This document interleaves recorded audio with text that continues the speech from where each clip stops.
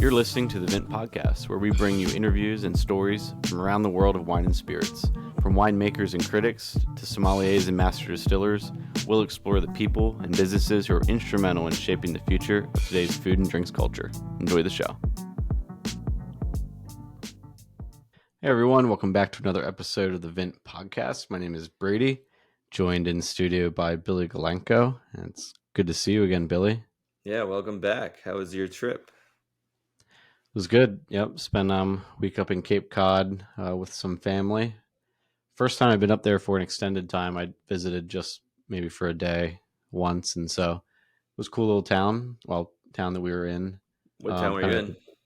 We're like near Bourne at the kind of the base of the Cape. I don't know what they call it, like the geographical area, like how they describe it locally. But yeah, it was kind of at the base of the Cape. So we didn't actually go all the way out to like Provincetown or anything like that.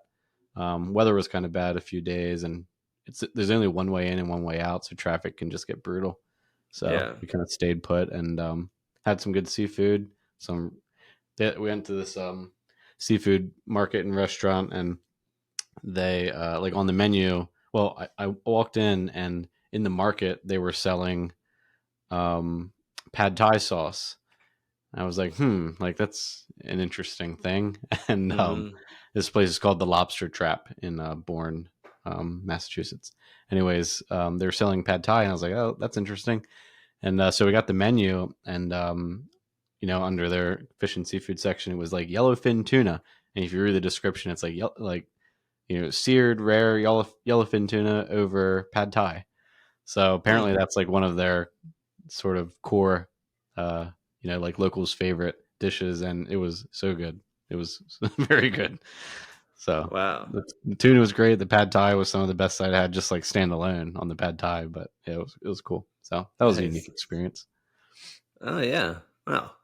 I've only been to Chatham, I think it's called, up there on the Cape, and that was back in high school. So yeah, so we did like Plymouth too, like Mayflower Landing. You see the Rock, yeah. It's funny because there's like the Rock, and then there's this fairly impressive marble structure like covering it. Like a kind of a pavilion of sorts. And it's just funny that you go up there to see the Rock, and the structure that's covering it is 20 times more exciting than the Rock itself. Nice. But, on a side note, we kind of touch on it on the podcast. I'm still working my way through that history of wine book. I am now like 1700s. Madeira, though, they used to for a while, for whatever reason, I guess there was kind of some beef between, or I guess there's always beef, but there's beef between like Portugal and the Canary Islands, which was owned by Spain at the time. So they were kind of cut off from wheat. And it turns out that trade with the Americas, especially New England, really like they basically had extra wheat. So it really flywheeled how popular Madeira was in the US, because they basically were like, all we have to trade is wine, and all the Americans wanted that, and they just had a crap load of wheat to trade back. So it was kind of like it really helped encourage, not only in the South, but also in the North, the consumption of Madeira, which is cool. Yeah, I feel like we always, and like you said, we're going to talk about it just a little bit in the interview today, but we always talk about Madeira in the South, but was it equally prevalent and sought after in the North? Yeah, I think it was, according to this book, at least in this time period, it was. And that was actually one of the other items. There was like a lot of things that were heavily taxed, or like eventually the British imposed a rule that you could only import British goods on the colonies, except they allowed Madeira for whatever reason. So it became kind of like a staple. I mean, they had a reason. I can't remember who's in the book, but Don't keep a man from his Madeira. Exactly. Maybe the tea, but not the Madeira. But I mean, that's why it was signed at the Declaration of Independence. They toasted there. I think they used to say it was the only thing that like loosened up Puritans or something, or like the only things that actually made the Puritans seem human. So it made it all the way up there. Yeah. Well, yeah, I'm sure. I mean, Boston, I'm sure a ton of Madeira came in through there. And they had to come up to get the grain. Yeah, exactly. So. Yeah, and I mean, speaking of our interview, we have Scott Blackwell on the podcast today, who is the founder and operator, and along with him and his wife Anne, of High Wire Distilling Company in Charleston, South Carolina. And we talk with him about some of these, traditions that emerge in the South and emerged in Charleston, in South Carolina generally, the trading of Madeira. And so, yeah, it's interesting to see those ties between the North and the South. I didn't necessarily realize that. Um, I guess I associate Madeira and port with places as far north as like Maryland and DC, but didn't really think about it farther north Well, for they some had to reason. do like the trade winds. They had like they basically came across almost parallel with like Charleston, and then they Yeah, would come up and follow the Gulf Stream and kind of do a loop back. So it's kind of like a circle in a way. yeah, But it's interesting. mm-hmm.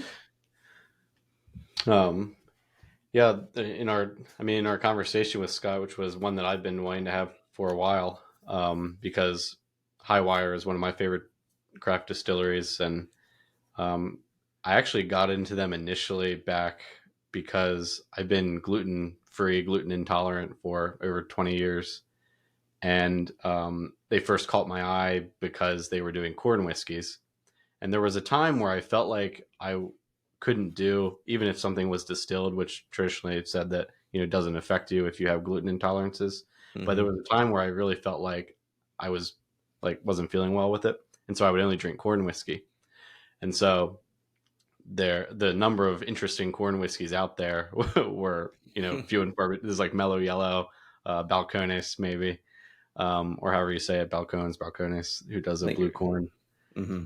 And then so I found this. I was like, wow, this is like the coolest thing that I can actually drink. And then I realized that I could drink all distilled stuff. And so, but I've kind of stuck with them. And yeah, on my desk here, I have their 100% sorghum whiskey. I have a whiskey finished in Madeira barrels, which, like you said, ties that kind of the tradition of Madeira in Charleston with the revival of heritage grains that they're doing there. So yeah, really awesome conversation with Scott to hear about his thoughts on the craft distilling space and how he got into it 10 years ago, and why he thinks the variety of grains that you use in your whiskeys maybe is just as important as the way that we think about the kinds of grapes or the farming methods used in winemaking. Mm-hmm. So, you don't hear those conversations a lot around whiskey, especially with so many distilleries, buying MGP kind of mass produced grain product from Indiana, and kind of shipping out a bottle with a label. It's interesting to hear kind of the craft side of the business. Yeah. What I liked about him was the fact that he came from, sounds like he was pretty serious into coffee, but his background was more like, I read he went to culinary school. He was like basically trained chef, and then he had different businesses, but one of them, the last one that he sold, was a bakery. And so he was really experienced with kind of looking for top-notch ingredients, kind of sorting out, letting ingredients kind of express themselves. So Yeah. bringing that to the whiskey, I thought was a cool approach, especially because he wasn't as familiar with the process, so he could kind of give this fresh eye to it. And then his openness to learn about corn. He basically gave us the rundown on how he had to trial a whole bunch of corns, and like, it's kind of funny. You just think like, oh, this one, the Jimmy Red corn, that seems like the obvious choice, but he didn't just stop at that one. He tried everything else, made sure it would work. I thought it was a really cool process. It reminded me a lot of wine. It's like finding the right place, because this grew natively in South Carolina, the right place, the right time. It was really cool. Yeah, I thought that was, the parallels to wine were really interesting here. And it's interesting that we value so much like a single vineyard production of, in the wine world. Whereas large majority of the whiskeys produced and bottled, the grains that go into them aren't made anywhere near where, the distilling happens and everything like that. So yeah, it's, Yeah, it's, it's a cool story that gets told when those things come together. yeah, it had two things. So one, am I like that book I was in, that tasting I went to recently in Scotland, there's becoming more of a push to have local barley in the mash or whatever, or as their single Yeah, malt. cool. Nice. Um, but even in the book, they were like, maybe in the new make you can taste some, but it really the flavor they think is more impacted, or the texture of the water, or the whiskey is like from the water, the aging, like the environment that it's aging in, the cask. So they were saying like even though the barley comes from here, you might not. It tastes like, say it tastes like Isla. It doesn't taste necessarily like this specific thing, which I thought the red corn thing was interesting because it actually tasted distinctly like this red corn, so you could actually tell, which I thought was cool. And then the other thing it pulls at my heartstrings, just like ancient grape varieties that almost go extinct. The legend has it that this was down to like 2 cobs of corn that basically nobody was planting, and then it was revived by a guy and slowly has become propagated again. But like one of the major drivers was just this whiskey, and it's like now people are rediscovering it. Chefs down in South Carolina were also getting into it, but it's Yeah. kind of cool to see people how they can come back. Yeah, now I mean, really because of Scott and because of High Wire and folks like Glenn Roberts, who we'll talk about on the podcast from Anson Mills, and Sean Brock, who maybe a lot of people know from Netflix feature on Chef's Table that they did a few years back. It was really through those folks that I had learned about Jimmy Red Corn and have since had, Jimmy Red Cornbread, Jimmy Red grits, which you can get from Anson Mills. And then yeah, having a product that can last on a shelf the way that whiskey can and kind of continue that heritage, the tradition of preserving those grains is a really cool product to have and something I'm continually excited about. So congrats to Scott and Ann on 10 years with their project. So Scott will talk a little bit about some of the things they have up their sleeve to celebrate their 10th year, and hopefully they'll have many more. So hope everyone enjoys this interview with founder of High Wire Distillery Company, Scott Blackwell.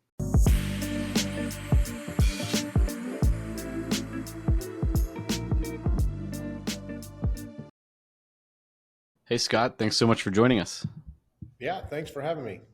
Yeah, this is awesome. I was telling Scott offline that this is one of my favorite interviews that we've done so far. I'm a huge fan of High Wire and your project there in South Carolina, and everything really that High Wire represents. From I think being a growing fixture of the food and drink scene in the South. So that's really awesome, and glad to have you. Thank you. That means a lot. Yeah, I appreciate that. Well, You're, why don't you give a little bit of an intro to High Wire, who you guys are, and how this kind of started up for you as a project over the last 10 years. um, so we started in the fall of 2013. Actually, opened our doors. We obviously started construction and all that before that. And prior to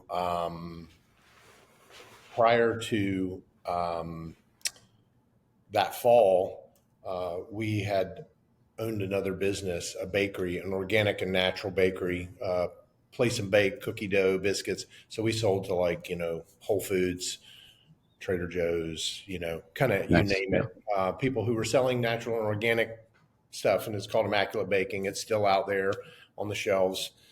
We sold that business, and while we were looking to sell that business, we were thinking about what was next, and that lasted for about 3 years. That we were still recovering from the '08 crash, and acquisitions were a little soft in the '08, '09 era.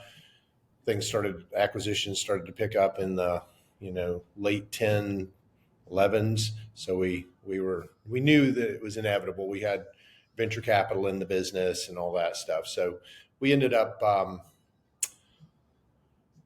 settling on. We looked at chocolate, candy, things like that, staying in the organic and natural space. And then we were also home brewing beer, and we were making Belgian style beers and lower ABV beers. And I thought that would be really cool because I was sort of tired of hoppy, higher alcohol beer. And I thought there's a place for this type of beer. And my wife secretly in the background was Ann, who's in this with me, basically said, sort of, I think went along sort of thinking maybe this is a good business, the beer thing. And, she loved making the beer with me and, all that, the thinking about it part. But secretly in the background, she was reading data and she was seeing trends of this craft spirit thing starting to bubble. And at the end of every beer report was a little craft spirits report. And so she, one day after we had been in this really cool beer store with all these different beers, she said, I'm looking around in there and how do we fit? And there's so many of them. And what are we bringing to the table that's fresh? Have you ever thought about doing spirits? And I'm like, what do we know about that? So, long story short, we ended up flying out to Portland, Oregon, because there was a concentration of distilleries there. At this point in 2011, 12, there weren't many pockets. And we stumbled on, I guess the third person we stumbled on was a guy named Christian Krogstad, who had a company called House Spirits. And he had this gin called Aviation that he was making. And he looked at me and he basically said, yeah, you don't look like a beer brewer. Your wife's right. Your wife is right. You should do spirits. I think she's on to something. And this was about the third person that told me that. And I said, the stars are aligning here. And that's sort of, how we got into it. South Carolina is not exactly was not a great state for alcohol, especially spirits. We were a mini bottle state up until 2006. So growing up, when I would go to bars, you got a mini bottle. So guess what? The selection wasn't that great. And it just was like, what does that world look like exactly? How do we, and how do we exist? Is there a real business there? So, can you describe real quick what you mean by craft spirits and maybe what that meant then in 2013 and what that means now, if it's changed at all? Yeah, I mean, to me, I think people were likening it to craft beer and saying, this is the next craft beer. I tend to disagree because craft beer, as a craft beer enthusiast, craft beer had a real reason to exist. I mean, it had a clear reason. You had the big breweries who were putting out, pretty much a lot of the same kind of beers. And then you had craft beer like Sierra Nevada coming on the scene, and his beer was very different and it needed to exist. And it was a very clear distinction. Those guys in Kentucky that had been making American whiskey were pretty good at it, so it wasn't like, how are we coming into this business and changing things, or how do we fit? And so I, through the years, have really come to think of what we do as more like wine. So it would be like, Northern California wine, where you've got, the Napa Valley Cabernet. And, in 1976, when all the Judgment of Paris happened, they were making more French style wines that were lower alcohol, picking the grapes at the right time, a little bit more of that French approach, I think, or European approach, old world style. And by 1985, it had turned into big oaky cabs.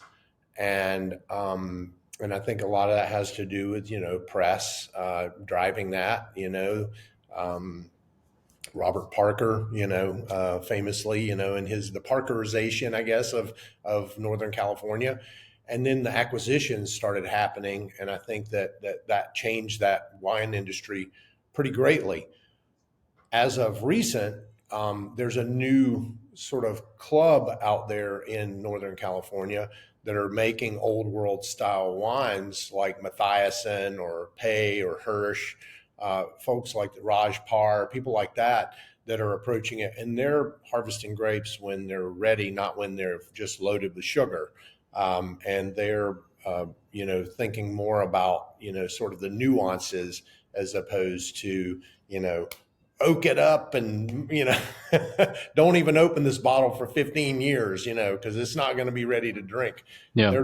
They're making wines you can drink,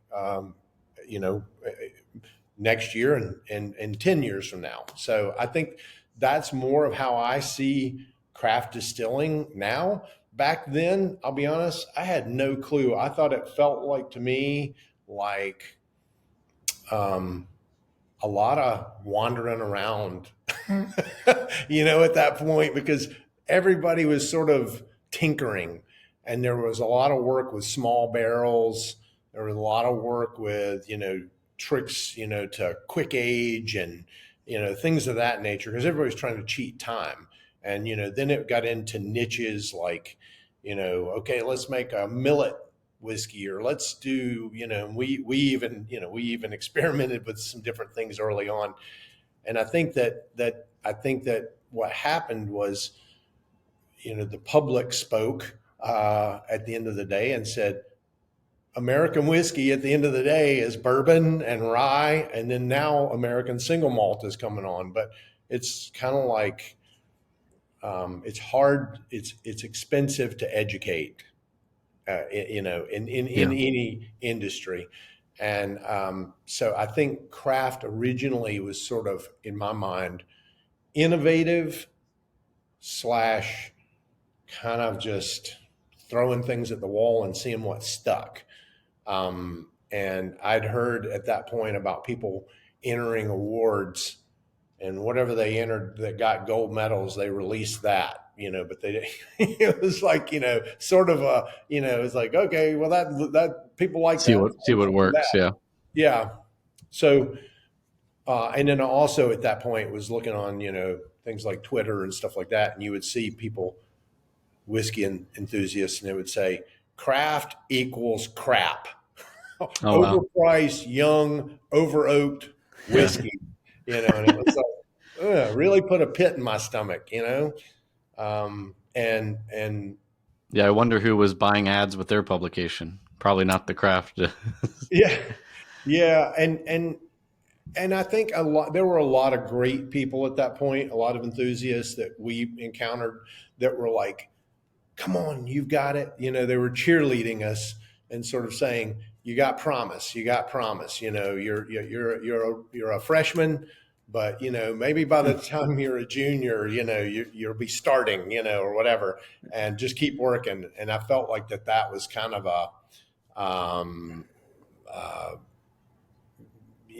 sort of the sentiment at that point, for us at least.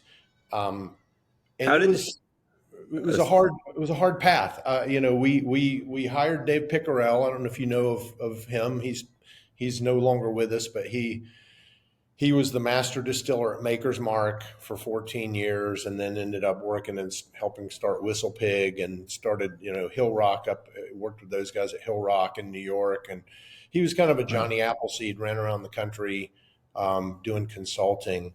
And he worked with us, 2 different times. And when we first fired up our still, I'd never turned a still on before. And I basically said, show me how to run this thing. So he came in and turned knobs and said, we're not going to mess with the computer thing. I want you to learn the feel of this equipment, and understand what's happening when you push that button. You're going to turn this knob instead and see what happens. And you're going to turn it gradually and watch what happens to temperature and proof and things like that. So it was very kind of rudimentary, but very, I think, good information. You also talked a lot about different grains. I'd had a baking background. I was also home brewing. I'd been in the coffee business. So he said, you have a better grasp than a lot of people starting out, because you at least understand sort of the relationship between ingredient and flavor and process and stuff like that. But he said, if I can leave you with one piece of advice, and this sticks with us still today, and we still talk about it. He said, if I can leave you guys, you and Ann, with one piece of advice, you can't out Maker's Mark. And it was like, I knew what he meant, but we didn't know what that meant for us. In other words, you start with a grain bill, you make a wheated bourbon with 16% wheat and some malted barley and some yellow number 2 dent corn. It's going to be Maker's like, it's going to be, you made it. There's going to be some processes that are different, some yeasts that are different, But at the end of the day, it's going to be a weeded kind of, is it going to be different enough to be $100 a bottle when Makers is sitting on the shelf next to it for 25, you know, Mm-hmm. Yeah. So that's sort of, in other words, when I looked at the first, now looking back at that first 3 years, we made a lot of good decisions. But I had an incredible amount of angst and fear. I felt like we had really stepped off a ledge because whiskey, especially, or anything that ages, is a huge, not only patient game, but a monetary patient. It's a double. I mean, you have to really believe in it, and you have to really. I think we were trying to control it and understand it. The last thing I'll say about it. This is all about the beginning. I looked at Ann at one point early on, and I said, "Should we source some whiskey while we wait? You know, like some of these other guys are doing. So we just sort of sell that, and we get some cash flow while we wait on this." Because it's like I was like, and she was looking at me as the person who was going to make the whiskey, and she was going to run more of the admin, brand, help out with the running the business part. And I was like, I don't know if I can do this. I don't, and she's like, "You've got it. You can do it." And no, we should not source, because when do we ever cut those strings? When do we ever, this won't ever be our DNA, and we need to make, love it or hate it, we'll at least own it, Now, looking back, we're about to turn 10. It was the right call, but boy, was it bloody for a minute. So I wanted to ask, how does your background, like baking, and I guess you mentioned coffee too, how did that help inform maybe your original passion for beer, since you knew how to work with grains and yeast anyway? And then how did that kind of translate and make you maybe slightly more comfortable making a mash bill, or understanding how yeast works with grains in general? Yeah, that's a good question. I think the thing is there was always a baseline for any business that I got into, which was to start with pure ingredients and look more towards the ingredient, and then beyond that, look at the varietal, and mainly the like when I was in college, I made pies in my apartment for restaurants.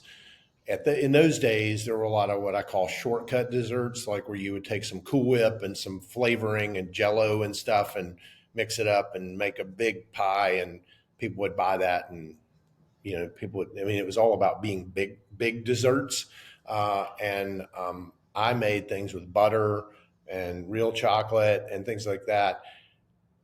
It was really a lesson, and really a thing for me is, like, at the end of the day, classic kind of approach is really the sustainable one, and really thinking about where flavor comes from. It's hard to cheat to make something butter-like, I'm not that smart. It's like, why not just use butter? And so I think with where I just really looked at something like grain or yeast or something like that and said, do I like that flavor profile? What is that? I knew enough about, you add this yeast, it changes the end flavor. You cook this longer, do this differently, it changes the outcome. But at the end of the day, it all starts with sort of that base ingredient. And coffee taught me that, baking taught me that. And then within that, I innovated understood enough about what I was doing to be playful and branch out. And that's what led to a gluten-free line. I was early in the gluten-free movement of making a gluten and dairy-free baked good. And I was working with all sorts of different flours, everything from almond flour to sorghum. So sorghum was the eventual grain that I was working with for a gluten-free line. That led to when we opened the distillery, a friend of ours that ran the Southern Foodways Alliance, John T. Edge, said, "Hey, have you ever thought about making a sorghum whiskey?" And we were like, "Huh, what do you think that would taste like?" It doesn't taste like corn, I can tell you that. It doesn't taste like wheat.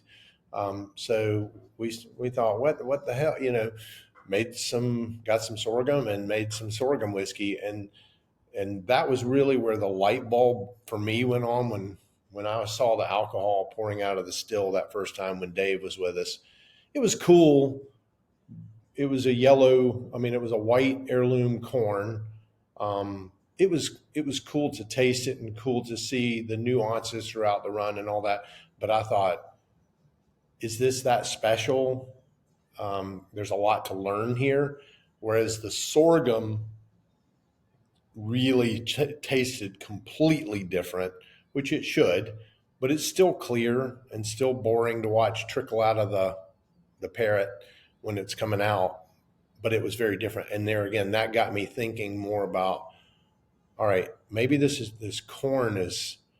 we ought to play around and learn more about corn if we're going to make bourbon, because corn is the primary ingredient in bourbon. Yeah, the wheat or rye are flavoring grains, but the corn's got to be doing something.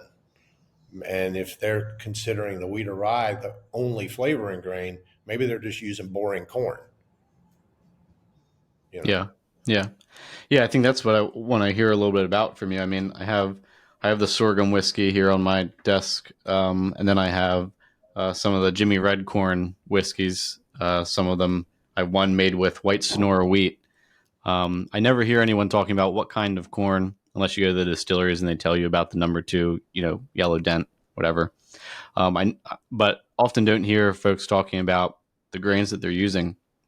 How much of an effect?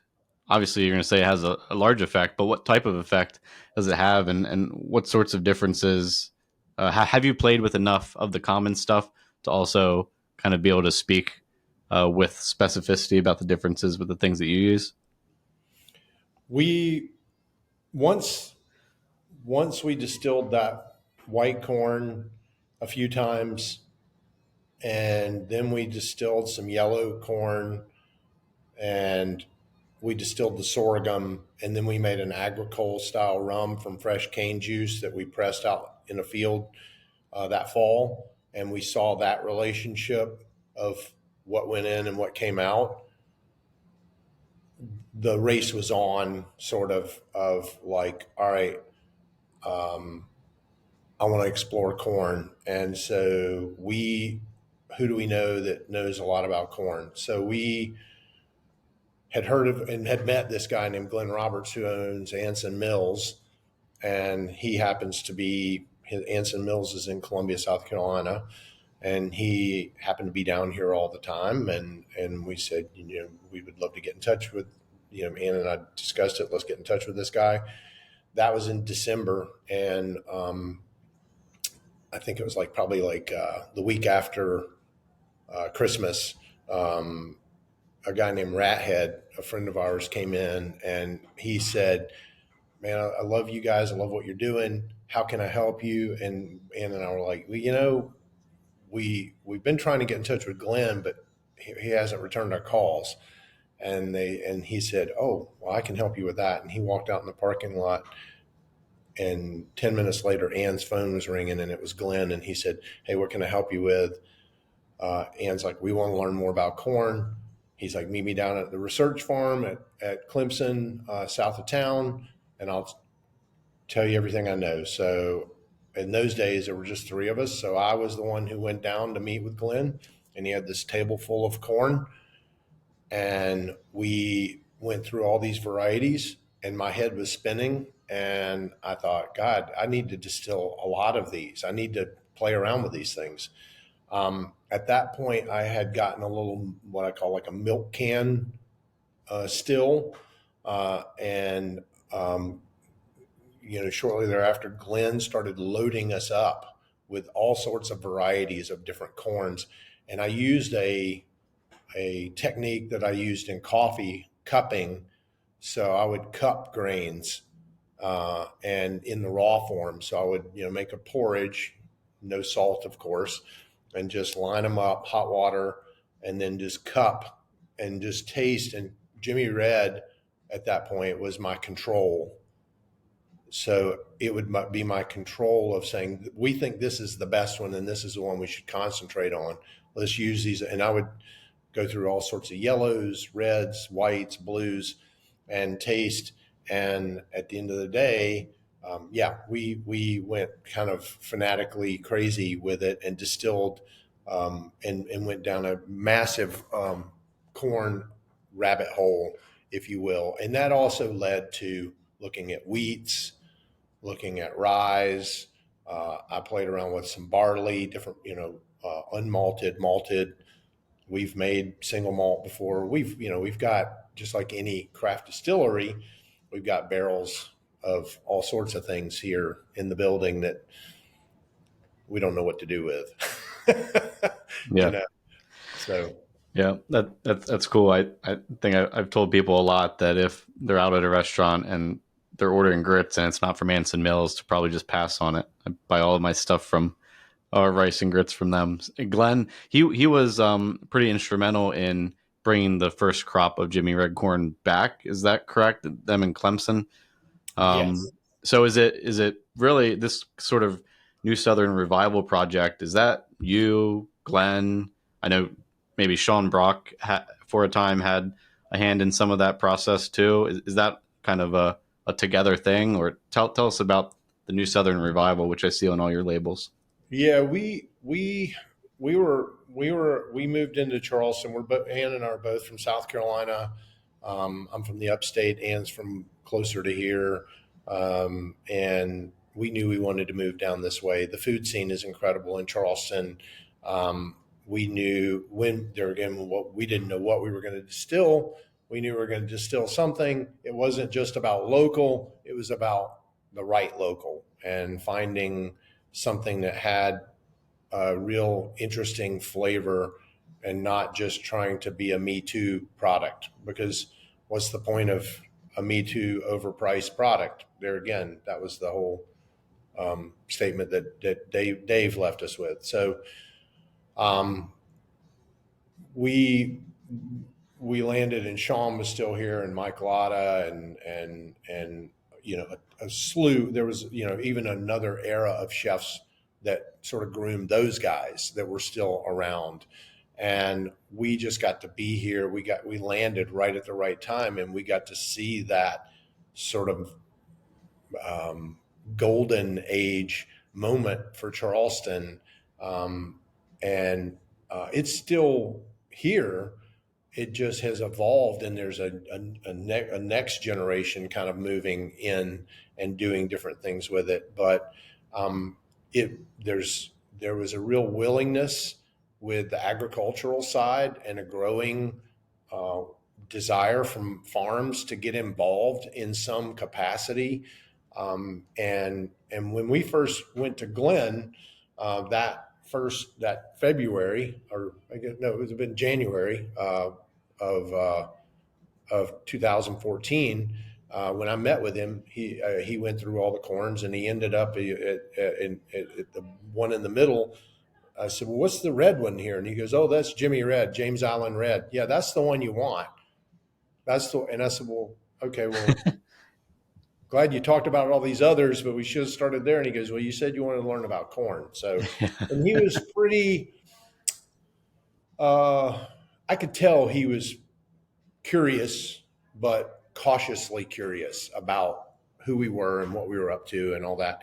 And he said, "How much grain do you need to make a batch?" And I said, 800 to 1,000 pounds. He was like, you guys are grain hogs. That's a lot of, in his mind, what I'm putting words in his mouth, but I'm thinking that's a lot of specialty, this really incredible ingredient that you want to take and more or less, make into some alcohol, and what do you know about making alcohol, and I definitely felt like it was a big ask. And he said, "Well, it doesn't exist." you're going to have to grow it. And he pointed to Dr. Brian Ward, who was running the program down there. And he said, Brian might grow it for you. I'll give him the seed, but it's up to him if he'll do it or not. And you guys are going to have to write him a check, and I mean a big check. And I was like, well, I don't know what a big check is, but okay, well. And I was like, I thought, we've got to do something here. We've got to take a chance. So I said, yeah, let's do that. And I went back to the distillery, and Ann's like, how'd it go? And I said, it's great. We learned about this corn called Jimmy Red. And, she's like, well, what's going to happen? When can we get some? I said, well, we've got to grow it. And they said, we need to pay Clemson to do it. And they said, it's going to be a big, a big check, and she goes, well, how much? And I said, I didn't ask. And she was like, I said, well, we got to do this. So and it wasn't that ugly. We planted 2.3 acres and we grew it organically, just like Ted Tuning, the guy who had the original seed that gave it to Glenn, that, had been nurturing it for 17 years out beside his house. And Glenn thankfully shared about 40 pounds with us that we were able to plant. And I went out there. I did not grow up on a farm, didn't really know how farming worked. I mean, I understand the general basis of it, but went out there and watched that corn grow from a little sprout up to a 10-foot to 12-foot tall plant. And we ended up harvesting, and we had, by that point, had been at it for a year, distilling heirloom white corn. And we made that first mash, and I could tell in the mash that it was different. And then in the fermentation, it was definitely different. And then when it came off the still, it was like, whoa, okay, this does not taste like that. And it was like, cool story, beautiful corn, different flavor, but still bourbon. If you put it in a new barrel, you put it in a used barrel, it's called corn whiskey. So yeah. Yeah, was Jimmy Red really down just to 2 cobs of like corn before the first guy saved it? That's what the lore is. I mean, ultimately, Ted Tuning got 2 cobs from a descendant of this guy that had been growing it, and it had been out on James Island.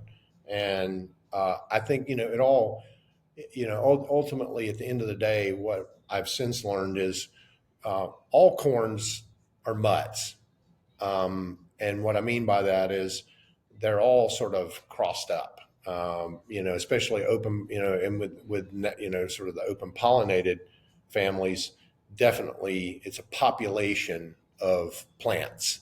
It's not one, so Bloody Butcher, for instance, is an obvious cousin of Jimmy Red, but they're genetically different. There's going to be some couple of different plant types that are intermingled in there, but they are southeastern dent corns. They're, sort of similar in shape and all that. But, I can just tell you, when I've cupped some Bloody Butcher against Jimmy Red, there's a different flavor profile. We ended up learning, like I say, more and more about sort of, more and more of what was going on with those varieties within, the world of maize or open pollinated with, where things cross pollinate and things of that nature. But ultimately, this man who had it had been growing it in this same area for years. And what will happen to a plant is it adapts to its surroundings and soil and all that. And at some point he passed away. His kids knew Ted had hogs and was also an amateur seed saver, and went to them and said, here are these 2 cobs. This is all we had left from Daddy's farm. We want you to have them. We're not going to keep growing it. And he took the 2 cobs and there again grew it for, he says, 17 years, just sort of quietly out beside his house, and was just saving seed. And he had a freezer full of seed. and he shared a little bit with Glenn, who in turn shared some with Chef Sean Brock and us. And that's really where it all started. And Glenn will be here in a couple weeks. We were just with him last week.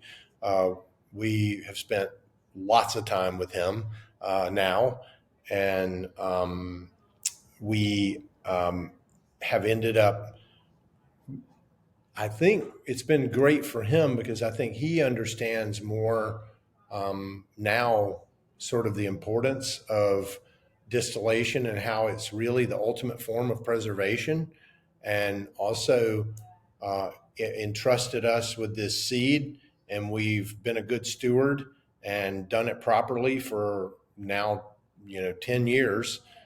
We've gone from that 2 acres to this year we have 400 acres, Wow. and have improved growing practices and seen, I think, the results through a better end ingredient, so Yeah. it makes better whiskey. Yeah. That's really a cool story. I like the way that there are so many people in that region who have dedicated their life and career to preserving some this kind of heritage of the region, right? Not just by way of um, uh, food and agriculture.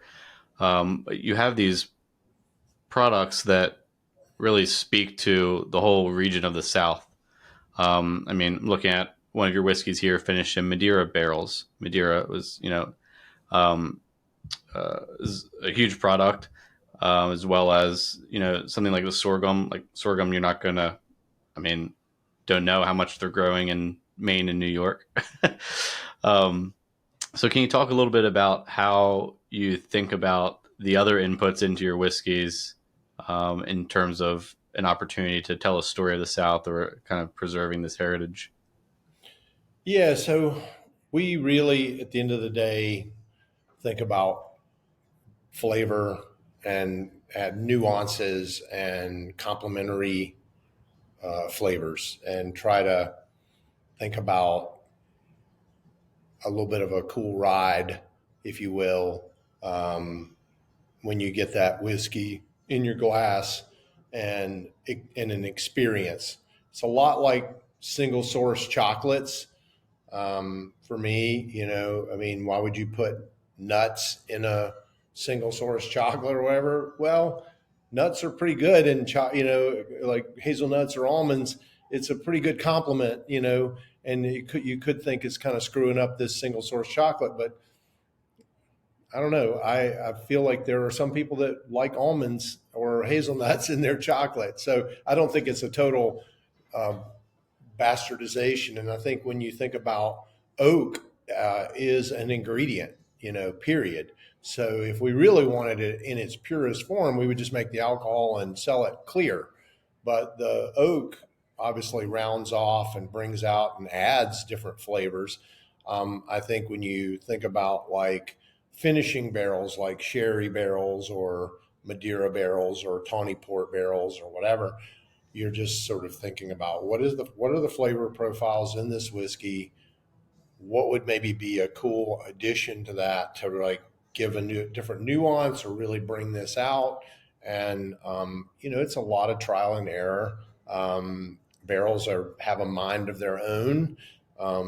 We have an Oloroso sherry finished Jimmy Red that's become a core item. We have a tawny port finish that is a finish for our rye.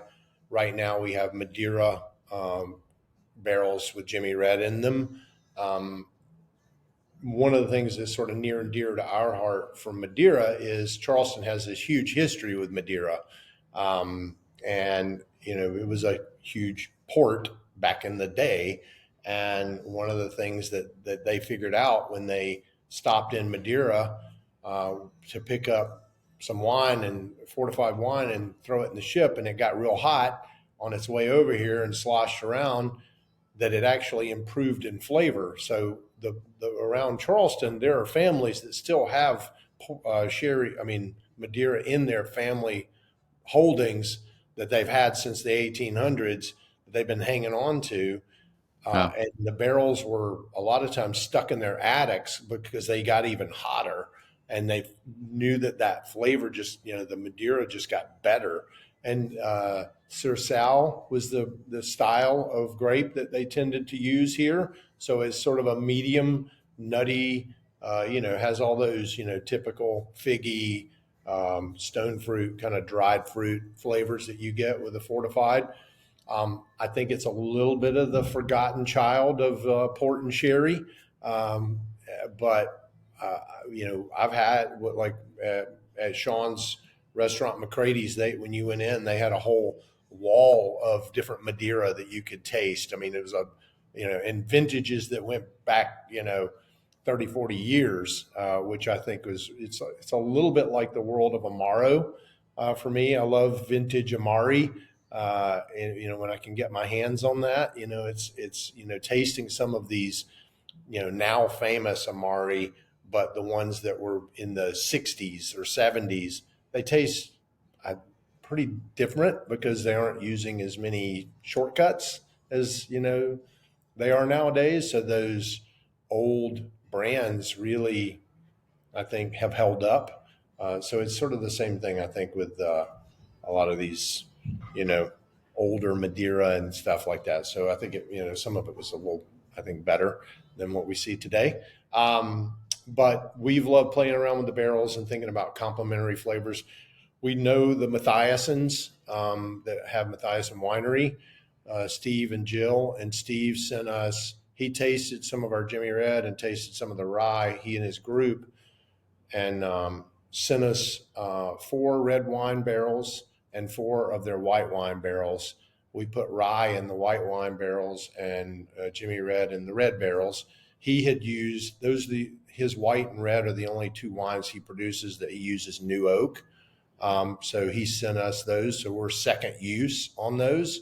And so the French oak is obviously adding a different flavor than, we use an American white oak primarily for our charred barrel. And then this French oak adds a different element. But then, of course, there's a little bit of wine in that wood. And so we're getting some other additional kind of nuances that I think is just an interesting conversation point. I'm a little bit like, I don't, go home at night and think I'm going to pick up my bottle of whatever that I drink every day. And when my friends come over, that's just what I pour them. I love it when people come over or when I'm at home, I try something different. And maybe I'm in a different mood. Maybe I want a glass of white wine. Maybe I want a rye tonight. Maybe I'll, so I think these finishes just are another expression to be able to sort of mix it up a bit, Gets boring drinking the same thing. Yeah, definitely. A local producer of rye whiskey that I really like, Sagamore here in Maryland, which I think they're almost fully switched over to using Maryland grains here in like their next runs. But they do a lot of unique stuff with finishing casks, and I've always liked what you guys do as well. I have peach brandy, which I don't hard to get more. Yeah, feels really Southern to me. I don't know anyone else who's making that. So that's really cool that you can even distinguish yourself, in the kind of cast that you finish with. Yeah, that's wasn't that big of a surprise hit, but yeah, we had messed around. We'd made the agricole. We made some watermelon brandy early on from heirloom melons, and then when we were tasting melons side by side, the following year, we realized that every one of these melons, especially the heirlooms, tasted very different from one another. And some were squashier and some were brinier, depending on where they were grown. And we thought, well, this is cool and all, but peaches, anybody who grew up in South Carolina grew up eating peaches, especially from roadside stands when you could get a fresh off the tree peach, not one that had been shipped when it was green into a grocery store. So we all have our opinions about what area of the state has the best peaches and all that. And little known fact, South Carolina is the second largest producer of peaches in the country, behind California. Georgia is a very distant third, even though they're the peach state. So we know the largest grower of peaches east of the Mississippi, about an hour and 15 minutes from here. So it was a pretty easy phone call to say, we should make some brandy, and put that in oak.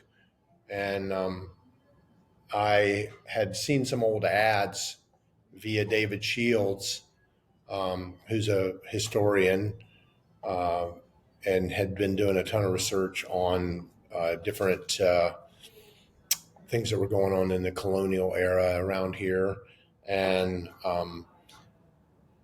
peach brandy was a thing. And I ended up calling Dave Wondrich, who used to be the editor at Esquire and Daily Beast, and asked him, what do you know about making peach brandy? Can you tell me how they made it back in the day? So we got some of the process from him, and we used whole fruit. We selected a single variety of peach. The farm thought we were crazy, and thought it was going to be, they weren't exactly sure. It was a lot of heavy lifting for them for a small amount of what we were asking for.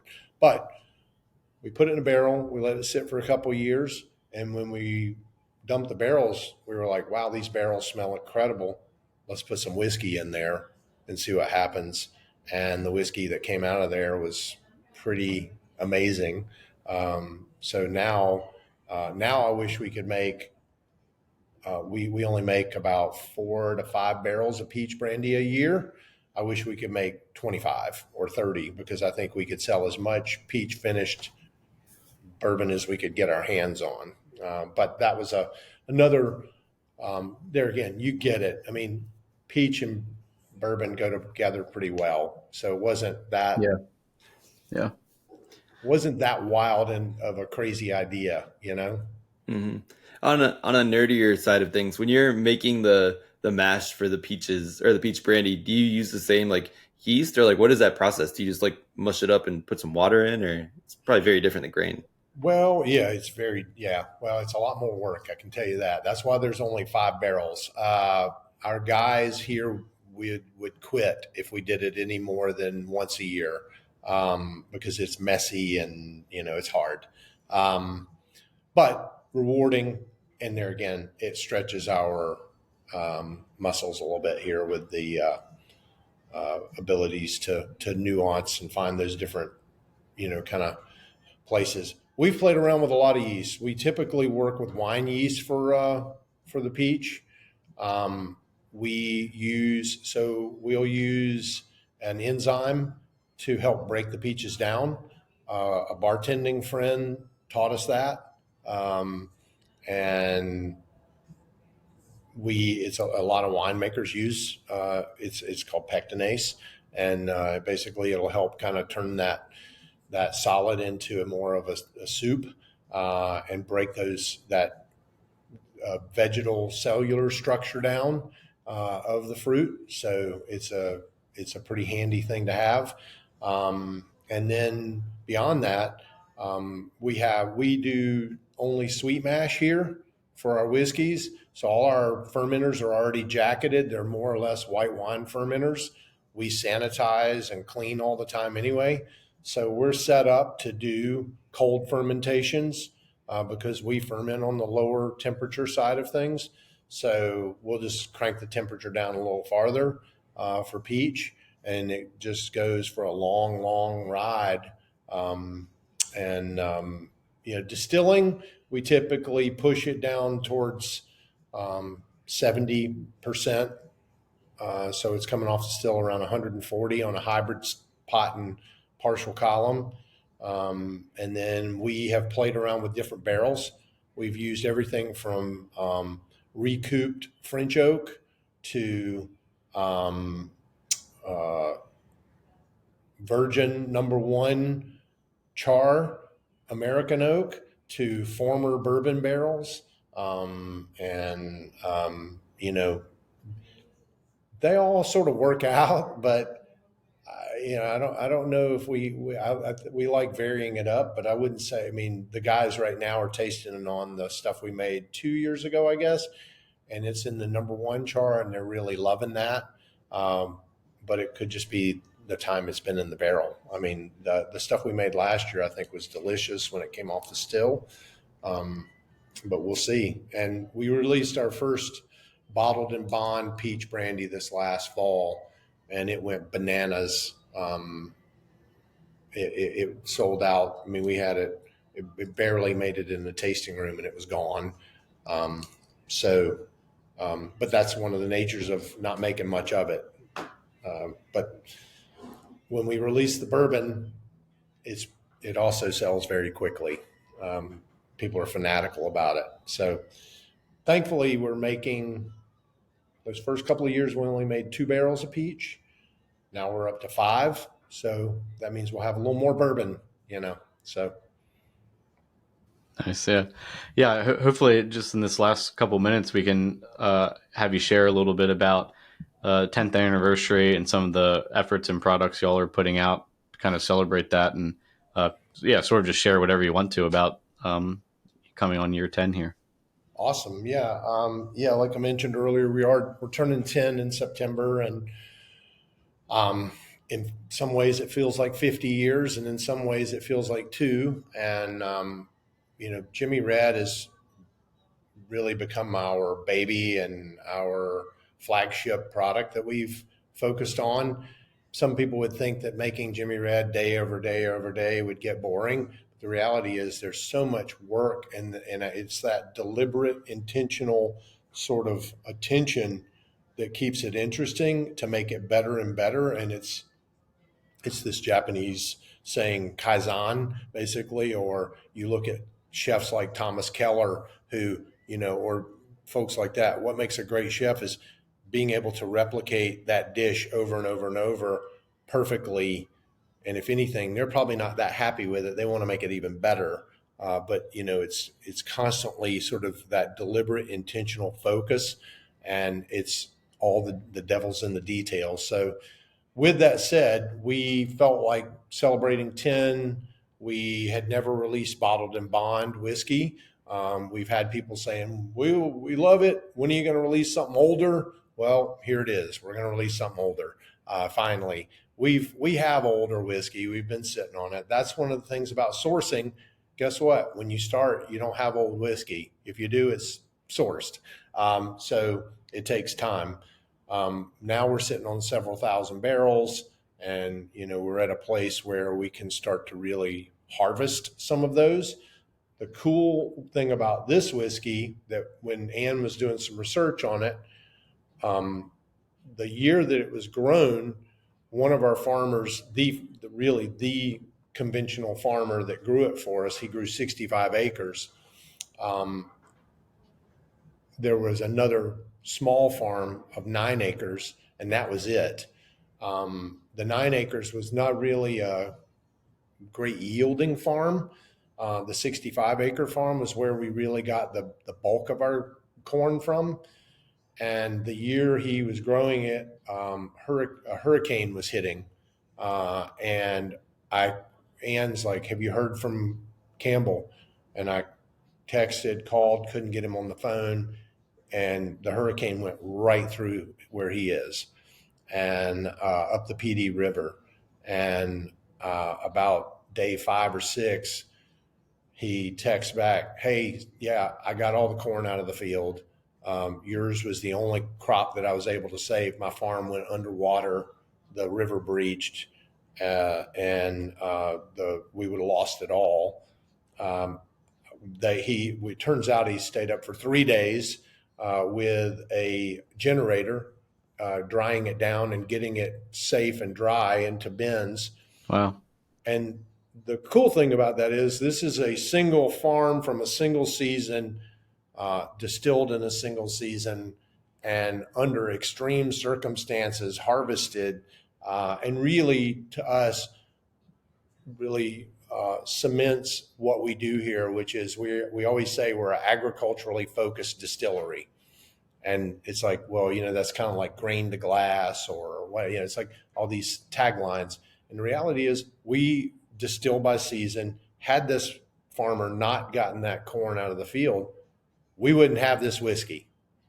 We would have not been able to do that. We would have been down for the entire year not making Jimmy Red.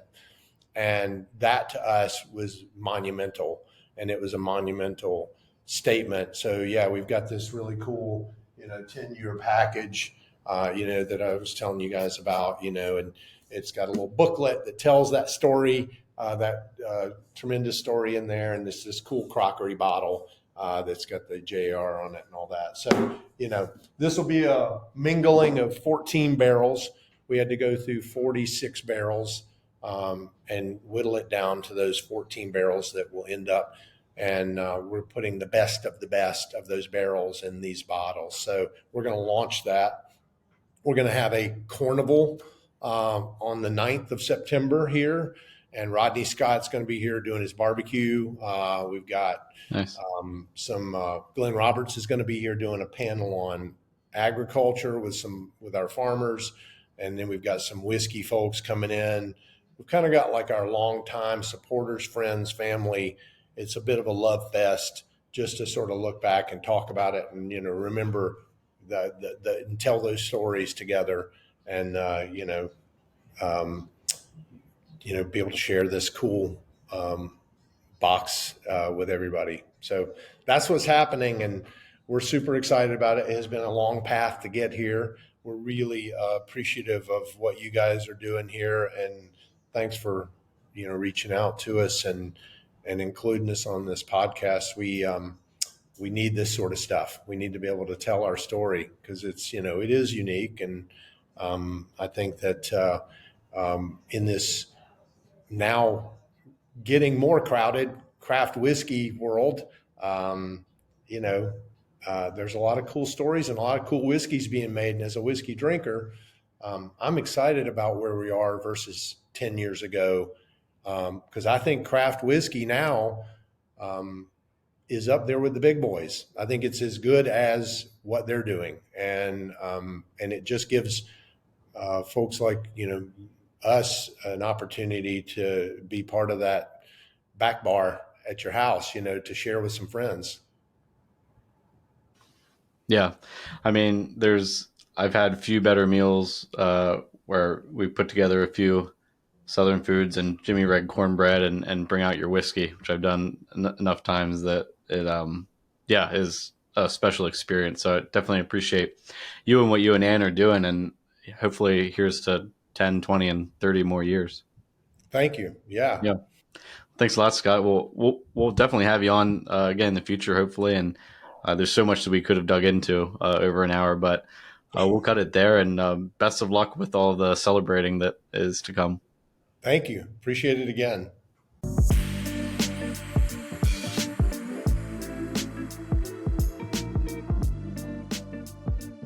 All right. That was our interview with Scott Blackwell. I hope everybody enjoyed learning about Jimmy Red corn and basically as excited as I am to go and find some of this. I don't think it's going to be as easily findable on the West Coast, but Brady will snag me a bottle and you guys can just try to you guys can just find it somewhere else on the East Coast. But yep, enjoyed this interview, and we will be back next week with another interview. Cheers. To check out our current offerings and to sign up for the Vint platform, find us at www.vint.co. That's www.vint.co. For questions, comments, or feedback on the Vint podcast, please email us at support@vint.co. Vint and VV Markets are offering securities pursuant to Regulation A. Our offering circular as amended can be found on the SEC website. Past performance is no guarantee of future results. Investments such as those on the Vint platform are speculative and involve substantial risks to consider before investing.